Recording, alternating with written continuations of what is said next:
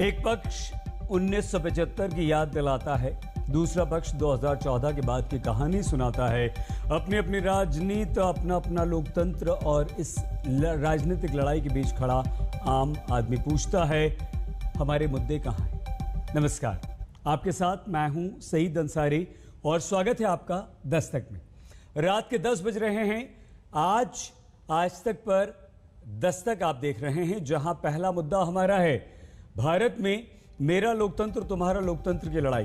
दूसरी दस्तक देकर आपको पूछता है, जनता का मुद्दा बिजली पानी होना चाहिए या धर्म और चोट की राजनीति। और आज आप देखेंगे सरकारी अफसरों की कामचोरी पर एक केंद्रीय मंत्री की दस्तक।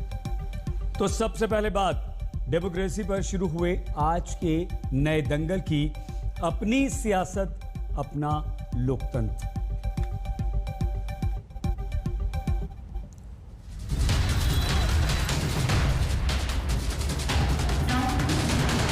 इंडिया में कोई डेमोक्रेसी नहीं है।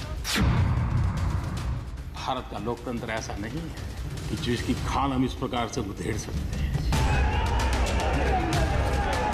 डेमोक्रेसी इंडिया में ये मतलब आपके इमेजिनेशन में हो सकती है, मगर रियलिटी में नहीं।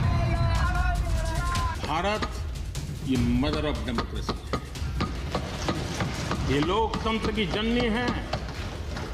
हम सिर्फ बड़ा लोकतंत्र है ऐसा नहीं है, यह देश लोकतंत्र की जननी है। ये बात हमें हमारी आने वाली पीढ़ियों को सिखानी होगी और हमें गर्व से इस बात को बोलना होगा। भारत जब अपनी आजादी की 75वीं सालगिरह मनाने की तैयारी शुरू कर चुका है और देश में आजादी की 75वीं वर्षगांठ को अमृत महोत्सव के रूप में मनाने का संकल्प लिया गया, तो कांग्रेस के पूर्व अध्यक्ष राहुल गांधी एक ट्वीट करते हैं, जिसमें नीचे एक रिपोर्ट की कटिंग को दिखाते हुए राहुल लिखते हैं, India is no longer a democratic country, यानी भारत अब एक लोकतांत्रिक देश नहीं रहा। ये आप किस देश की बात कर रहे हो? ये कौन सी देश की बात कर रहे हो? डेमोक्रेसी या मतलब कौन से देश की बात कर रहे हो? इंडिया की बात कर रहे हो? इंडिया में कोई डेमोक्रेसी नहीं है। डेमोक्रेसी इंडिया में ये मतलब आपके इमेजिनेशन में हो सकती है, मगर रियलिटी में है नहीं। किसान आंदोलन के दौरान ही राष्ट्रपति से मिलने के बाद बाहर आए राहुल गांधी ने दिसंबर में जो बात कही थी, इंडिया में कोई डेमोक्रेसी नहीं है। डेमोक्रेसी इंडिया में ये मतलब आपके इमेजिनेशन में हो सकती है, मगर रियलिटी में है नहीं। वही बात राहुल दोहराते हैं और कहते हैं कि भारत में अब लोकतंत्र नहीं रहा, तो इसके लिए दुनिया भर में देशों को लोकतंत्र के पैमाने पर नापने वाली 2 विदेशी एजेंसीज की रिपोर्ट का हवाला देते हैं। पहली एजेंसी है स्वीडन की शोध संस्था वीडेम और दूसरी अमेरिकी एनजीओ फ्रीडम हाउस।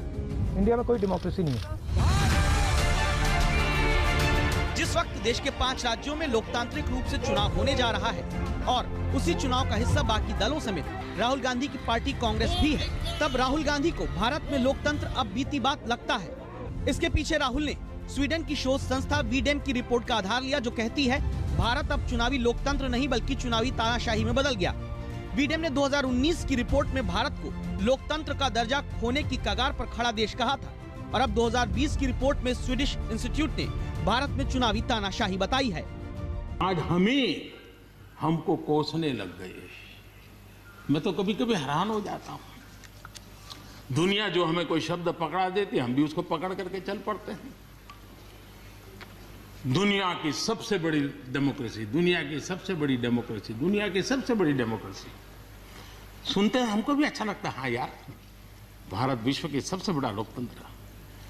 लेकिन हमने अपने युवा पीढ़ी को ये सिखाया नहीं कि भारत ये मदर ऑफ डेमोक्रेसी है, ये लोकतंत्र की जननी है। हम सिर्फ बड़ा लोकतंत्र है ऐसा नहीं है, यह देश लोकतंत्र की जननी है। ये बात हमें हमारी आने वाली पीढ़ियों को सिखानी होगी और हमें गर्व से इस बात को बोलना होगा।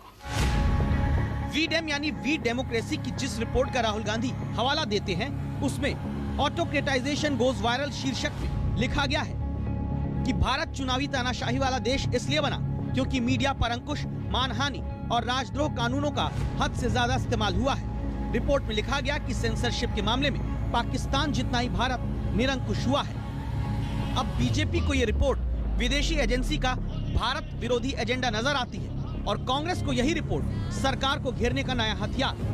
दुख के साथ कहना पड़ता है कि एक ही हफ्ते के अंदर दो विदेशी संस्थाओं ने हमारे लोकतंत्र पे हल्ला बोला है, हमारे लोकतंत्र पर प्रहार करते हुए कहा कि हम डेमोक्रेसी के इंडेक्स में गिन रहे हैं। ये 73 साल आजादी में पहली बार ऐसा हुआ है। तो जरूरत है कि ऐसी रिपोर्ट्स देखकर थोड़ा आत्म मंथन करने की। ये दोनों संस्थाएं जो हैं, आप देख सकती हैं वेबसाइट पे जाके, जब फ्रीडम हाउस ने ट्वीट किया था और आर्टिकल रिलीज किया था, उनके वेबसाइट में भारत के जो नक्शे को उन्होंने दिखाया था, मैप ऑफ इंडिया को दिखाया था, उसमें से जम्मू कश्मीर को उन्होंने अलग कर दिया था। वीडम भी ठीक उसी प्रकार जम्मू कश्मीर को हिंदुस्तान का हिस्सा नहीं मानती है। उनके सलाहकार कौन कौन है, मैं कुछ सलाहकारों का नाम बताता हूं। एजाज एहसान, जो कि सीनियर एडवोकेट रहे हैं सुप्रीम कोर्ट ऑफ पाकिस्तान में और आगे चल के लॉ मिनिस्टर बने हैं पाकिस्तान के। अब्दुल्ला एम अल सईदी पाकिस्तान के। युंग हंग चू, ये जर्नल ऑफ कॉन्टेम्पररी चाइना के जर्नलिस्ट हैं। ये लोग अब हिंदुस्तान का मापदंड तय करेंगे क्या कि हिंदुस्तान एक लोकतांत्रिक देश है या नहीं। 5 राज्यों के चुनाव के वक्त में भारत को चुनावी तानाशाही वाला देश बताने की ये रिपोर्ट और उस रिपोर्ट पर राहुल गांधी का भारत को लोकतांत्रिक देश न मानने का ट्वीट। राजनीति के लोकतंत्र में अब लड़ाई इसी पर होने वाली है। आज तक ब्यूरो। और इसी तरह पिछले हफ्ते अमेरिकी एजेंसी फ्रीडम हाउस की तरफ से जारी रिपोर्ट में भी भारत के लोकतंत्र पर सवाल उठाया जाता है, जिसमें भारत एक ऐसा देश बताया गया जहां लोगों के लिए आजादी बहुत कम है। राजनीतिक स्वतंत्रता, मौलिक अधिकार समेत 25 पैमानों पर भारत को कम रेटिंग दी गई। और इस रिपोर्ट के अनुसार 2010 देशों के ग्लोबल फ्रीडम इंडेक्स में भारत 5 पायदान नीचे आया और रैंक 83 से भारत की 88 हो गई। भारत को राजनीतिक अधिकारों की स्वतंत्रता के लिए इस एनजीओ ने 40 में से 34 अंक दिए। नागरिकों के स्वतंत्र अधिकारों के मामले में 60 में से 33 अंक दिए गए हैं और इसी रिपोर्ट पर विवाद है। और इस पर राजनीति इसलिए ज्यादा क्योंकि भारत के 5 राज्यों में चुनाव हैं और देश आजादी यानी कि स्वतंत्रता की 75वीं वर्षगांठ का महोत्सव मनाना शुरू कर रहा है। स्वीडन की एजेंसी भारत को चुनावी तानाशाही में बदलने की बात कहती है और अमेरिका का फ्रीडम हाउस एनजीओ 210 देशों के बीच भारत को स्वतंत्र देश से आंशिक रूप से स्वतंत्र देश की श्रेणी में डालता है। और तब राहुल के ताजा ट्वीट को ध्यान में रखते हुए प्रधानमंत्री की संसद में कही गई बात को सुनना जरूरी हो जाता है। लोकतंत्र पर जो लोग शक उठाते हैं, भारत की मूलभूत शक्ति पर जो शक उठाते हैं, उनको तो मैं विशेष आग्रह से कहूंगा कि इसको समझने का प्रयास करें। हमारा लोकतंत्र किसी भी मायने में वेस्टर्न इंस्टीट्यूशन नहीं है। ये एक ह्यूमन इंस्टीट्यूशन है।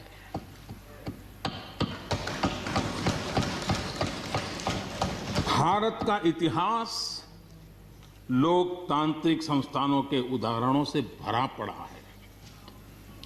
प्राचीन भारत में 81 गणतंत्रों का वर्णन हमें मिलता है।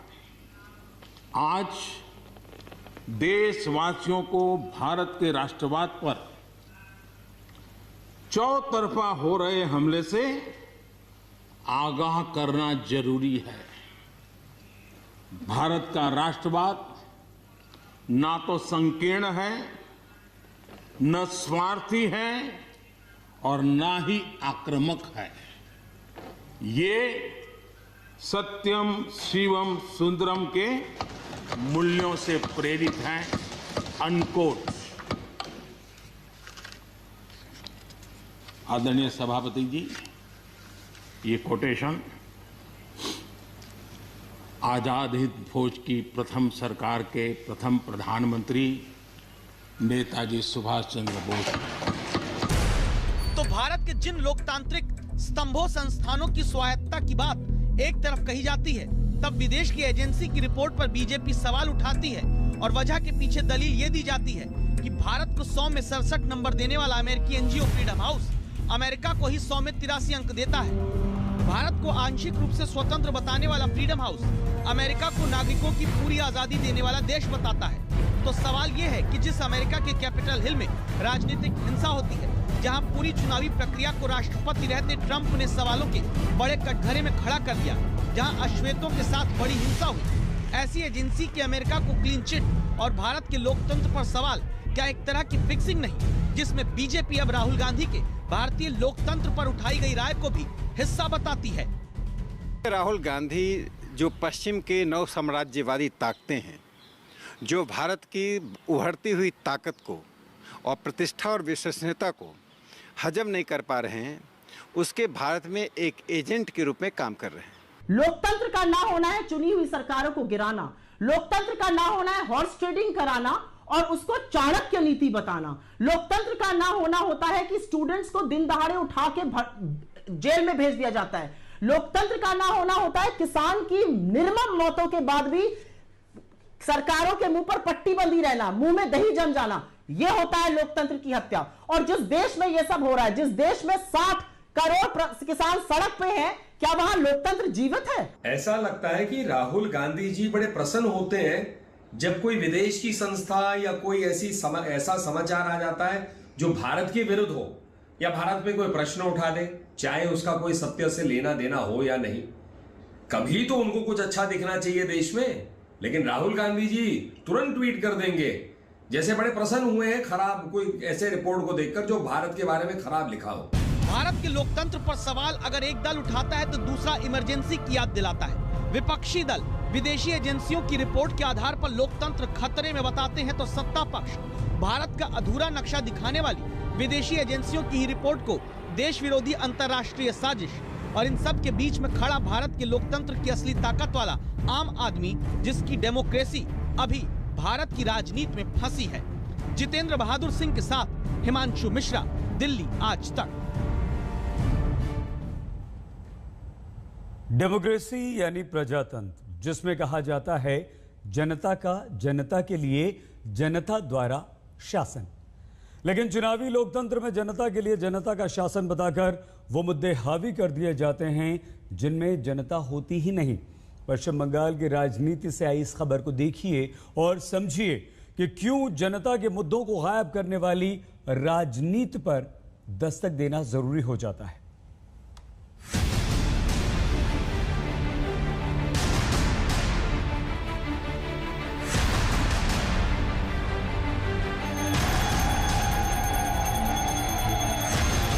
जिस पश्चिम बंगाल में ममता बनर्जी के जख्मी होने पर कार्यकर्ता हवन कराने लगते हैं, उसी बंगाल में आम आदमी की हालत ये भी है कि पानी साइकिल पर कई किलोमीटर दूर से भरकर लाना होता है। क्या बोलते हैं नेता जब आते हैं वोट मांगने? तो आता है तो बोल रहा है कि देंगे। हाँ, पेजी का जल, लेकिन फिर चुनाव खत्म हो जाता है तो फिर भूल जाते हैं। जिस बंगाल में चोट की राजनीति कार्यकर्ताओं को उग्र कर देती है, उसी राज्य में क्यों आज भी या तो गड्ढे के गंदे पानी के लिए लाचार है आम आदमी, और क्यों नहीं जनता के इन मुद्दों पर कोई दल और उसका कार्यकर्ता उग्र होता है। इलेक्शन टाइम आ गया ना, अब आएगा लाइन से। हाँ, लाइन से आएगा। आप करेंगे, ये करेंगे, वो करेंगे। होता क्या है? होती है धर्म की राजनीति, और राजनीति जनता के प्रति अपना धर्म नहीं निभाती। तभी तो आज तक संवाददाता सत्यजीत कुमार भारत बांग्लादेश सीमा के पास आपको दिखाने जा रहे हैं कैसे जनता के असली मुद्दे पर ध्यान न देने वाली सियासत के कारण लोग साफ पानी तक के लिए आज भी संघर्ष करते हैं। बांग्लादेश बॉर्डर से पहले का ये आखिरी गांव है, और ये देख सकते हैं यहाँ का नाम जो है, आप देखिए फुलवाड़ी विधानसभा क्षेत्र ये पड़ता है, और इसे कहा जाता, इसे जो है जलपाईगुड़ी जिला है, जहाँ साइकिल पर झोला है, झोले में बोतलें भरी हैं, और इस तरह लोग झोले में पानी भरकर अपने घर लाते हैं, जो खुद के सियासत के हाथों ठगे जाने पर गुस्सा होते हैं। आप मरिए सरिए, उससे क्या मतलब है, मगर वोट के बगैर आ रहे हैं। बंदा लोग अभी जाएगा, घर घर घुसेगा कि बाबू वोट दो, वोट दो, बाबू वोट दो। पश्चिम बंगाल के बड़े हिस्सों में लोगों के पास कुआं या हैंडपंप पानी का प्रमुख स्रोत है, तो अंजना बेगम को हैंडपंप से पानी भरता देख ये मत सोचिए कि है तो पानी, क्योंकि पीने का पानी कहाँ से आता है ये सुनिए। पीने का पानी के लिए पीने का पानी फुलवाड़ी में है, फुलवाड़ी से ही लाना पड़ता है। तो या तो पानी 2 किलोमीटर दूर से आएगा, या फिर पानी कहाँ से लाने की लाचारी है इस तस्वीर में देखिए। 2 बाल्टियां हैं और एक गड्ढा, गंदा पानी का तालाब कह लीजिए। गड्ढे से पानी भरकर यहीं से ले जाते हैं, जिसका इस्तेमाल रोजाना के कामों में होता है। हालत पश्चिम बंगाल की यह है कि 1,98,00,000 लोगों को रोजाना के लिए जरूरी 40 लीटर पानी नहीं मिल पाता। दावा है 40% आबादी प्रदूषित पानी पीती है। 8 जिलों में आर्सेनिक वाला जहर घुला पानी ही इस्तेमाल करने के अलावा कोई चारा नहीं है।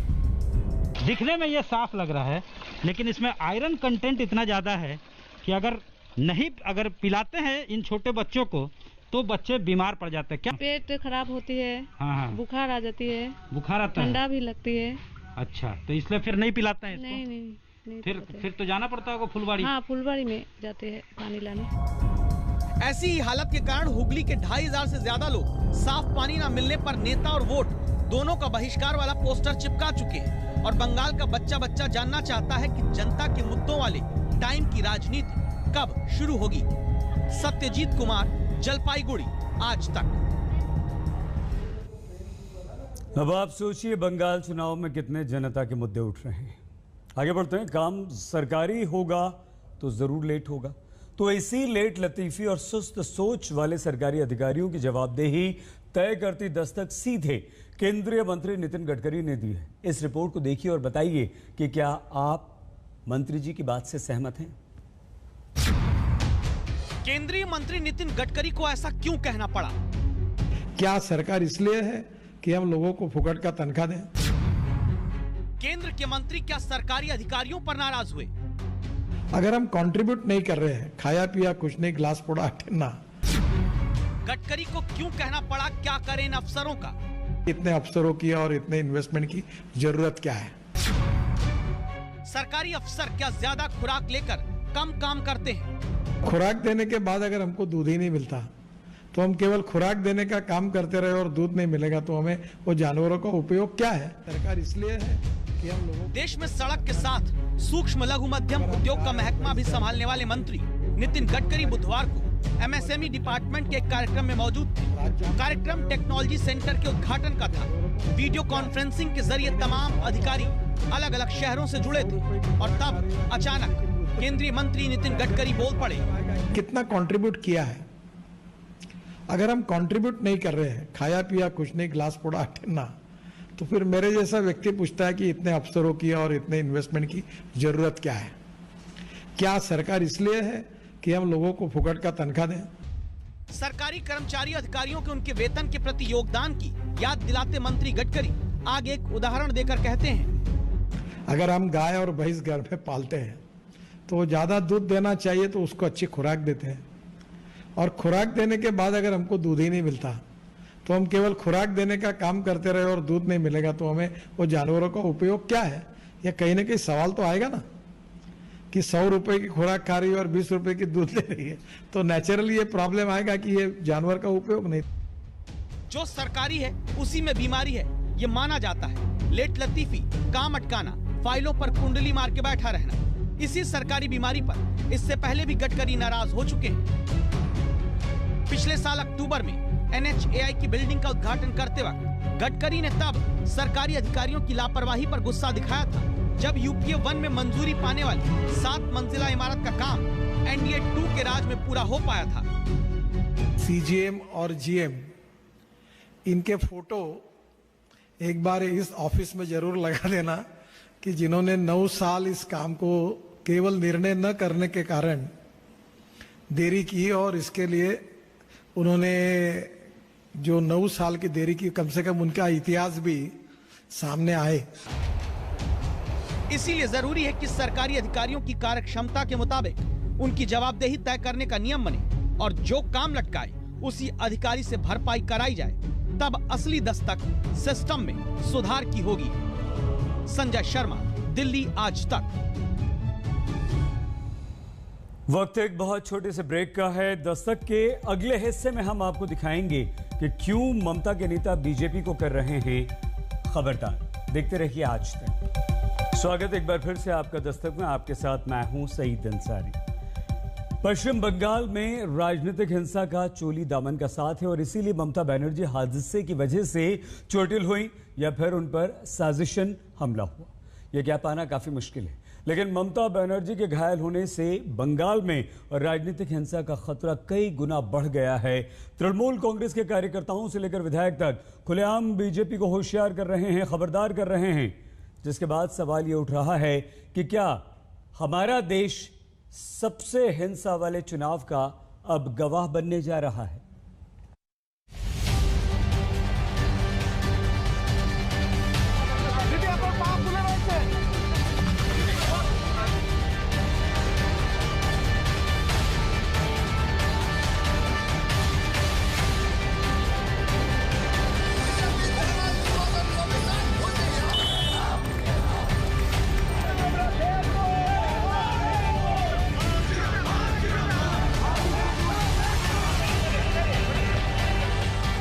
नंदीग्राम में दीदी के घायल होने के बाद उनके समर्थक प्रतिशोध की आग में जल रहे हैं और घूम घूम कर बीजेपी को चेता रहे हैं।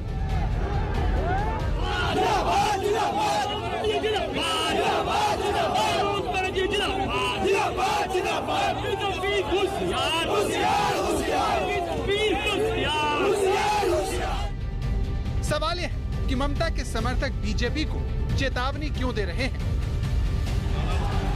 अस्पताल में भर्ती ममता बनर्जी को देख जब राज्यपाल जगदीप धनखड़ पहुंचे तो तृणमूल समर्थक उनके काफिले की तरफ दौड़े और उनके खिलाफ नारे लगाए।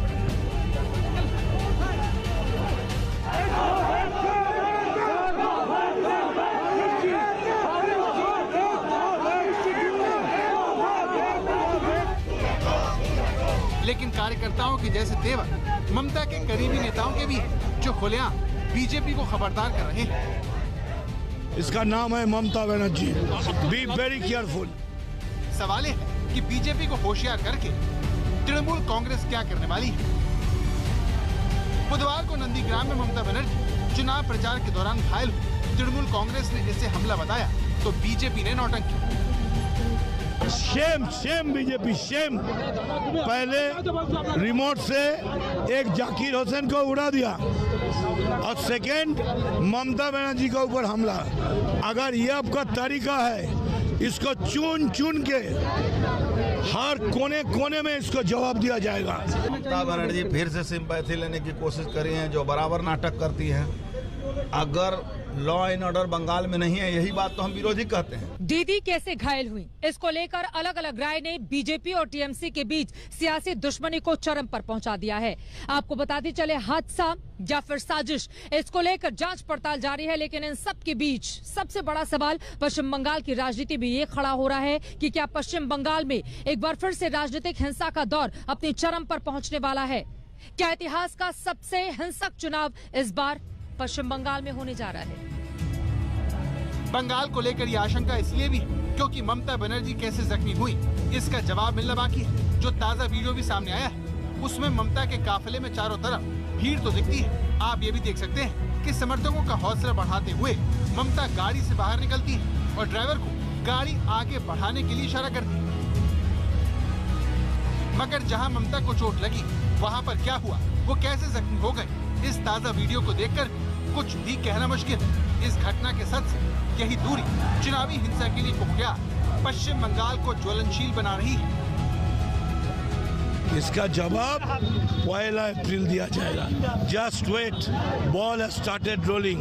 लेकिन ऐसा जवाब दिया जाएगा कि 50 साल कोई माँ का लाल पैदा ना हो बंगाल में, जो ममता से टकराएगा वो चूर चूर हो जाएगा। तो आपने सुना कि ममता बनर्जी के करीबी नेता मदन मित्रा ने खुलेआम कहा कि इंतजार करिए, जवाब दिया जाएगा, ताकि अगले 50 साल तक कोई भी ममता से टकराने की हिम्मत ना करे। मदन मित्रा पश्चिम बंगाल में टीएमसी के पुराने नेता हैं, मंत्री भी रह चुके हैं और ममता बनर्जी के कट्टर समर्थक माने जाते हैं। उनका ये बयान काफी ज्यादा मायने रखता है। लेकिन सवाल ये खड़ा हो रहा है कि टीएमसी बीजेपी को अब जवाब देने की क्या तैयारी कर रही है। खेला तो जरूर है और ज्यादा बढ़िया खेला होगा। तो बंगाल में वोटिंग से पहले कौन सा खेला होने वाला है, इस बारे में मदन मित्रा ज्यादा तो कुछ नहीं बताते, लेकिन इतना जरूर कहते हैं कि अगर ये सब गुजरात में होता तो एक और गोदरा हो जाता। आज के যদি এই ঘটনা অন্য কোনো রাজ্যে হতো, ধরুন গুজরাটে হতো, আজ কিন্তু আবার একটা গোদরা হয়ে যেত। ममता पर कथित हमले को गोधरा से जोड़कर अमित मित्रा पहले से ही संवेदनशील हालात को और भी गंभीर कर रहे हैं, क्योंकि बंगाल में बीजेपी और तृणमूल कांग्रेस के कार्यकर्ता आमने सामने हैं, जो कभी भी आपस में भिड़ सकते हैं। ये नंदीग्राम की वही जगह है जहां पर ममता बनर्जी जख्मी हुई थी। इसी जगह पर सुबह सुबह दोनों दलों के कार्यकर्ता टकराव की हद तक पहुंच गए। तृणमूल के समर्थक हैं, लोकल स्थानीय लोग हैं, ये विचार चाहते हैं कि ममता बनर्जी के साथ जो हुआ है उसका सही तरीके से विचार हो। ममता बनर्जी इनकी नेत्री है। यहाँ पर सुबह से ही बहुत सारे लोगों की भीड़ जमा हो चुकी है। यहाँ पे देखिए, यहाँ पे लोगों के हो रहा है, यहाँ पे देखिए धक्का धक्की सा माहौल हो गया। एग्जैक्टली किस कारण से पता नहीं, लेकिन यहाँ पे भीड़ है और ये समर्थक हैं तृणमूल के। ये लोग ममता बनर्जी को फेयर प्रोब की मांग कर रहे हैं सुबह से। ममता बनर्जी के जख्मी होने के बाद से तृणमूल के लोग सड़कों पर, लेकिन नंदीग्राम में तृणमूल कांग्रेस के खिलाफ बीजेपी के कार्यकर्ता भी निकल आए और प्रदर्शन करने लगे।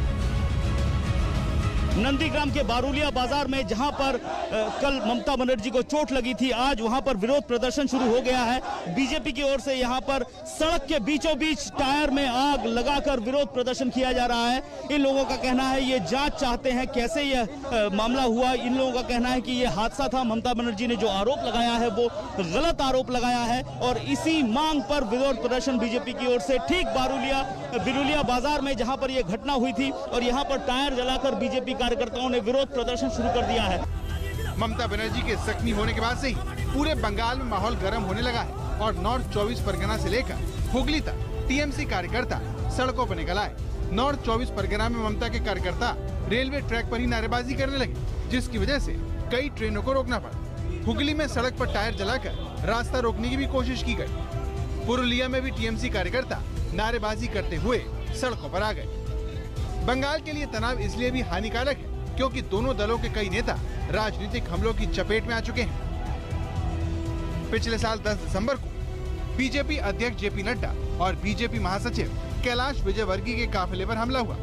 13 फरवरी को बीजेपी नेता फिरोज कमाल गाजी नॉर्थ 24 परगना में घायल हुए। 20 फरवरी को पश्चिम बंगाल बीजेपी अध्यक्ष दिलीप घोष का काफिला हमले की जद में आ गया। ममता पर हुआ कथित हमला पश्चिम बंगाल के रक्त चरित्र का टर्निंग पॉइंट साबित हो सकता है, क्योंकि बदले की कोई भी कार्रवाई राज्य को एक बड़ी हिंसा के दौर में धकेल सकती है, जिसे रोक पाना बेहद मुश्किल होगा। Bengal is susceptible to political violence because the leaders of the political parties here are not honest. They want to win election by hook or crook. They use money power, they use muscle power. So political violence cannot be stopped here by the police and general administration. राजनीतिक हिंसा के इसी इतिहास को देखते हुए पश्चिम बंगाल में 8 दौर में चुनाव करवाए जा रहे हैं। रिकॉर्ड सुरक्षा बलों की तैनाती भी की गई है, लेकिन बंगाल का सियासी तापमान कब बेकाबू हो जाए कुछ कहा नहीं जा सकता। नंदीग्राम से अनुपम मिश्र और सुरागिनी रॉय के साथ चित्रा त्रिपाठी, कोलकाता, आज तक। पश्चिम बंगाल में कल तृणमूल कांग्रेस के नेता काले कपड़े से मुंह ढककर प्रदर्शन करेंगे और जिस तरह से ममता बनर्जी के व्हील चेयर पर प्रचार करने की बात कही जा रही है, उसके संभावित असर ने बीजेपी के सुर भी नरम कर दिए, जो ममता का मजाक उड़ाने के बजाय अब सवाल पूछ रही है कि इतनी सुरक्षा होने के बाद भी ममता के साथ ऐसा कैसे हो गया। मैं डिमांड करता हूं कि सैटेलाइट से देखा जाए कि ममता बनर्जी को किसने धक्का मारा। सैटेलाइट के कैमरा तो सारे देश के चप्पे चप्पे पर घूम रहे हैं, तो किसने मारा, और अगर भूत ने मारा तो ठीक है। तो क्या ममता बनर्जी के जख्मी होने का सच अब सैटेलाइट ढूंढेगा? ममता को चोट कैसे लगी, इस सवाल का जवाब राजनीतिक भंवर में फंसता जा रहा है। इस बीच ममता बनर्जी ने अस्पताल से संदेश देकर समर्थकों को शांत रहने को कहा। কালকে খুব জোর আমার লেগেছিল এবং আমার হাত পায়ে চোট আছে, বোন ইনজুরি আছে, লিগামেন্টে আছে। কালকে আমার মাথা এবং চেস্টে খুব পেনও হয়েছে। আমি আশা করি 2-3 দিনের মধ্যে আমি আবার নিজের ফিল্ডে ফিরে যেতে পারবো। তবে হয়তো পায়ের প্রবলেম থাকবে, কিন্তু আমি ম্যানেজ করে নেব। আমার মিটিং আমি কিছুই নষ্ট করব না, বাট হয়তো আমাকে কিছুদিন হুইল চেয়ারে করতে হবে, সেটা আপনাদের সহযোগিতা চাই। ममता भी कह चुकी है कि उन्हें धक्का मारा गया, जिसके खिलाफ उनकी पार्टी के नेता डेरेक ओब्रायन और पार्थ चटर्जी ने चुनाव आयोग से शिकायत की और दावा किया कि इसके जरिए ममता की हत्या की साजिश रची गई। क्रोनोलॉजी समझ लीजिए। मार्च 10 तारीख एक बीजेपी सांसद 5 बजे पोस्ट किया था। आप समझ जाएंगे शाम के 5 बजे के बाद क्या होने वाला है। और कल 6 बजे नंदीग्राम में ममता जी के साथ ये हादसा हुआ। देखिए, सबसे पहले तो मैं करीब 15 दिन पहले एक ट्वीट किया था। उस ट्वीट में मैंने स्पष्ट कहा था कि ममता बनर्जी ने 4 IPS को अपने सिक्योरिटी सिस्टम में लाया है। तो मुझे आशंका है कि ममता बनर्जी कोई गिमिक करके, कोई ऐसा माहौल बना के कि उनके ऊपर हमला हुआ, ऐसा एक नाटक वो कर सकते हैं। बीजेपी की तरह कांग्रेस को भी ममता पर हमले की थ्योरी नहीं पच रही। कांग्रेस नेता अधीर रंजन चौधरी ने कहा कि ममता बनर्जी हमले का बहाना बनाकर चुनाव जीतने की कोशिश कर रही हैं। अगर हमला होगा तो जांच पड़ताल किया जाए, तफ्तीश किया जाए, जल्द से जल्द CBI को तैनात किया जाए, स्पेशल इन्वेस्टिगेशन टीम को तैनात किया जाए। और बंगाल के मुख्यमंत्री को हमला कोई छोटे मोटे आदमी तो नहीं करेंगे, शायद हो सकता है इंटरनेशनल कोई संतरासवादी, इंटरनेशनल कोई आतंकवादी भी इसमें शामिल हो सकता, तो इसलिए NIA को बुलाया जाए, लेकिन किसी को नहीं बुलाया जाता। तजुब की बात होते हैं। तब मुख्यमंत्री को हो सकता कहीं कोई चोट पहुंची हो, लेकिन इसके साथ साथ साजिश का क्या संबंध है, ताल्लुकात है, ये तो कम से कम बताए। हम भी तो जानना चाहते हैं दूध में दूध कितना है, पानी कितना है, ये भी जानने का हकदार हम भी है। तो ये कुछ नहीं होता, सिर्फ वायरल किया जाता है, क्योंकि चुनाव है। चुनाव में ममता बनर्जी चाहती है कि इस घटना को सामने रख के आम लोगों की भावना को अपनी तरफ खींचे, अपनी ओर खींचे, और चुनावी बक्सा में इसको थोड़ा डाला जाए। ममता बनर्जी ने बुधवार को नंदीग्राम सीट से अपना नामांकन दाखिल करने के बाद अपने ऊपर हमला होने का आरोप लगाया था, लेकिन विपक्ष उनकी दलील मानने को राजी नहीं है। नंदीग्राम के बिरुलिया बाजार में कल शाम ममता बनर्जी के साथ जो घटना हुई वो किस तरह से घटी हुई होगी हम दिखाने की कोशिश कर रहे हैं। ममता का काफिला इसी तरफ से गुजर रहा था और ठीक इस जगह पर जब आती हैं ममता बनर्जी तो ऐसे वो दरवाज़ा खोल लेती हैं और उनका एक हिस्सा बाहर की ओर होता है और दरवाज़ा खुला रहता है, पाँव बाहर रहता है और अचानक ठीक इसी जगह पे, यहाँ पे जो पोल है ठीक इसी जगह पे ये घटना होती है। अब ये पोल से टकराकर वापस ममता के पांव पे लगा है, उनके हाथ में लगा है या फिर भीड़ की वजह से लगा है, ये साफ नहीं है। लेकिन आपको बता दें कि उस वक्त भीड़ भी थी। दो तरह के बयान सामने आ रहे हैं। एक बयान के मुताबिक ये जो पोल है इससे दरवाजा टकराया है और ममता को चोट लगी है। दूसरा जो बयान है कि भीड़ की वजह से दरवाजा टकरा गया है और ममता को चोट लगी है। पश्चिम बंगाल में नेताओं पर हमला होना कोई नई बात नहीं है। विपक्षी नेताओं पर हमलों की लंबी चौड़ी फहरिस्त है, लेकिन राज्य की मुख्यमंत्री पर हमला होना इस समस्या के गंभीर होने की तरफ इशारा करता है, जिसका सच जल्द से जल्द बाहर आना ही चाहिए। नंदीग्राम से अनुपम मिश्र के साथ कोलकाता से इंद्रजीत कुंडू, आज तक।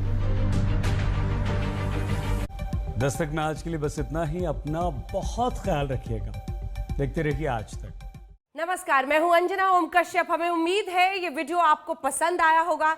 लेटेस्ट खबरों के लिए यूं ही देखते रहिए आज तक और इस वीडियो के पसंद आने पर लाइक, शेयर एंड सब्सक्राइब करना ना भूलें।